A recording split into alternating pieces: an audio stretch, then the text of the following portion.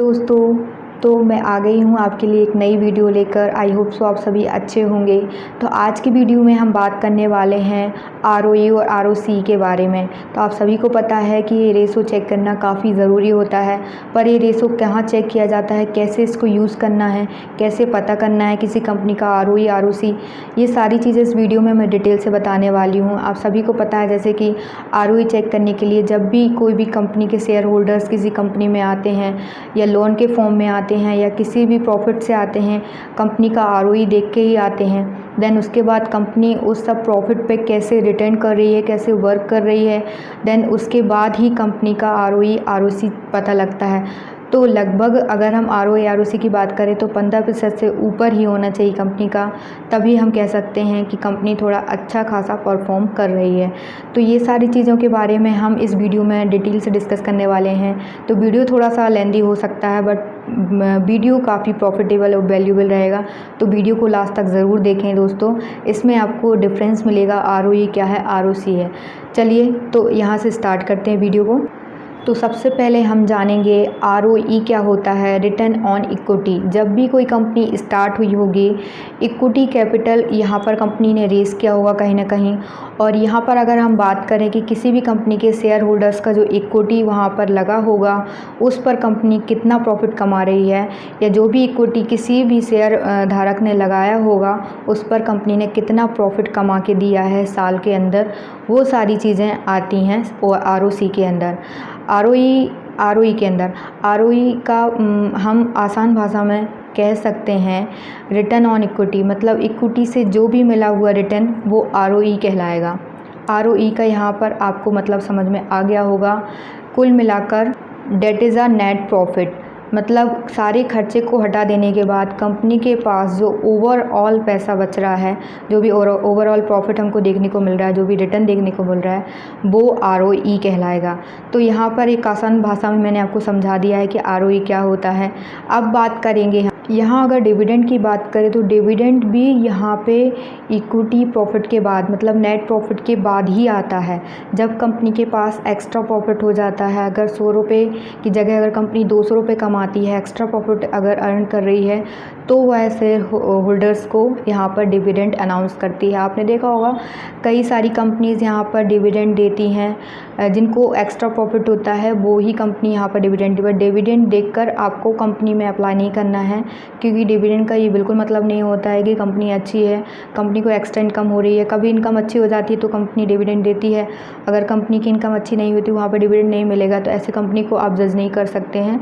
तो ये थी आरओई की बात, हमने जान लिया कि रिटर्न ऑन इक्विटी क्या होता है। अब हम जानेंगे आरओसीई क्या होता है। तो यहाँ पर आरओसीई का मतलब रिटर्न ऑन कैपिटल एम्प्लॉयड होता है। तो सबसे पहले हम जानेंगे कैपिटल एम्प्लॉयड क्या होता है। तो एक एग्जांपल से मैं आपको समझाने की कोशिश करूँगी, आई होप सो आपको समझ में आए। तो अगर हम किसी बिज़नेस को स्टार्ट करते हैं तो सबसे पहले उसके लिए हमको कैपिटल चाहिए रहता है। तो कैपिटल अगर हमारे पास नहीं होता तो हम किसी से कर्जा करके कहीं से लेके अरेंज कर कैपिटल का जुगाड़ करते हैं, ठीक है। तो अगर मैं बात करूँ, हमने एक छोटा सा बिज़नेस स्टार्ट कर रहे हैं फॉर एग्ज़ाम्पल, तो उसमें मैंने अपने 100 रुपये लगाए और किसी दोस्त से लेकर मैंने 100 रुपये लगाए, मतलब कर्जा करके उधारी करके मैंने वो 100 रुपये लगा दिए। तो कहीं ना कहीं मेरा जो कैपिटल यहाँ पर यूज़ हुआ है, मेरा खुद का कैपिटल, मतलब इक्विटी में जो कैपिटल यूज़ हुआ है वो मेरा खुद का 100 रुपये हुआ है, और मैंने दोस्त के लेके जो लगाया था वो 100 रुपये यूज़ हुआ है। तो यहाँ पर सिर्फ इक्विटी देखता है आपका खुद का कैपिटल कितना लगा है, तो वो 100 रुपये लगा है। तो यहाँ पर हम कहीं ना कहीं कह सकते हैं कि जो हमारा 100 रुपये लगा है उस पर हमको क्या रिटर्न मिल रहा है, ये प्रक्रिया कैसे वर्क करती है यहाँ पर, वो चीज़ मैं आपको समझाने वाली हूँ। जैसे आपने कुल कैपिटल यहाँ पर 200 रुपये यूज़ किया है, तो 200 रुपये लगाकर आपने कितना कैपिटल कमाया है, वो आरओ कहलाएगा, रिटर्न ऑन कैपिटल एम्प्लॉयड।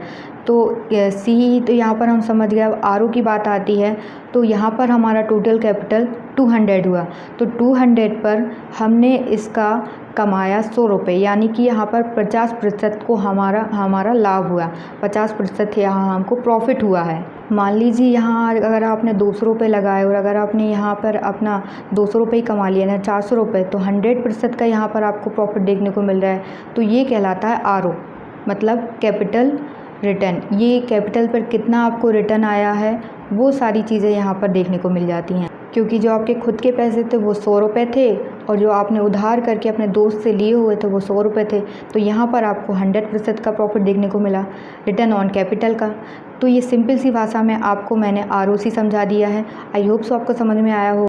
तो अब यहाँ जान लेते हैं ROE ROC तो हमने जान लिया कि क्या होता है, ये जान लेते हैं कि ये क्यों ज़रूरी होता है और कहाँ इसका यूज़ हमको करना है, कैसे इसका रेशो चेक करना है।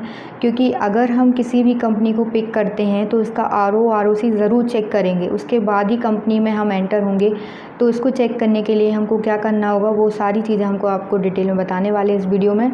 तो यहाँ पर अगर हम किसी कंपनी में पैसा लगाते हैं, पैसा तो हमारे पास लिमिटेड है, पर जो पैसा हम कंपनी को दे रहे हैं, जो कंपनी से हम स्टॉक ले रहे हैं, उनमें हमको प्रॉफिट होने वाला है या नहीं, फ्यूचर में जाकर लॉन्ग टर्म में जाकर हमको कहीं ना कहीं उसका रिटर्न कितना मिलने वाला है, ये सारी चीज़ें हम कंपनी के ROE ROC चेक करने के बाद ही डिसाइड करते हैं। नहीं तो इसके अलावा हमारे पास और भी ऑप्शन है, FD है, म्यूचुअल फंड है। बट अगर किसी कंपनी का हमको ROE और ROC चेक करने के बाद अगर हमको लगता है कंपनी प्रॉफिट में जाने वाली है लॉन्ग टर्म के लिए, तो डेफिनेटली हम किसी कंपनी को ही देखकर पिक करेंगे। तो ये सारी चीज़ें आपके लिए जानना काफ़ी ज़रूरी थी कि ROE चेक करना, ROC चेक करना, और ये 15% से अगर ऊपर होता है। फॉर एग्जाम्पल मैं आपको एग्जाम्पल दूँ HAL का, हिंदुस्तान एरोनॉटिक्स का। आप सभी को पता है कि स्टॉक काफ़ी बढ़िया है, मेरा पर्सनली फेवरेट स्टॉक है HAL की। अगर मैं बात करूं तो ये कंपनी, अगर इसमें कोई भी, अगर किसी ने भी इसमें इन्वेस्ट किया होगा तो आपने देखा होगा साल भर में इसने काफ़ी अच्छा रिटर्न दिया है। 5.79% का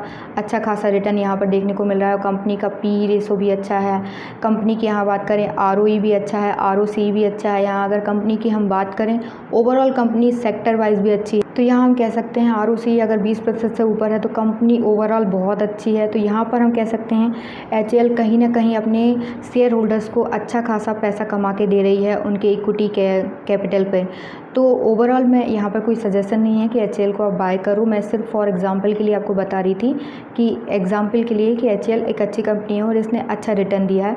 तो ऐसे आप पिक कर सकते हैं ROE और ROC को देखकर।